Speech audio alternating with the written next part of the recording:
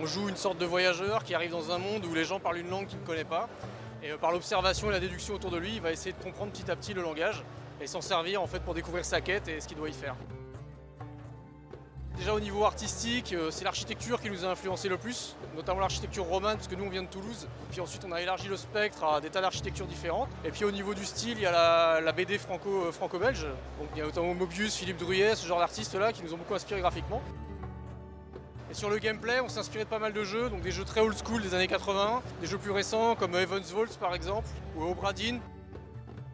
Clairement, on peut commencer à dire que là que c'est un succès. Là, on a quand même des bons retours. Au niveau critique, les retours sont vraiment très bons. On est quand même surpris de la relative unanimité en fait des retours, notamment des joueurs. Comme c'est un jeu de niche, quand même, malgré tout, c'est un jeu de réflexion. C'est un jeu où il faut réfléchir. C'est un jeu qui est assez exigeant. On pensait que ça aurait un public plus restreint. Et finalement, c'est plus large que ce qu'on espérait. Ouais.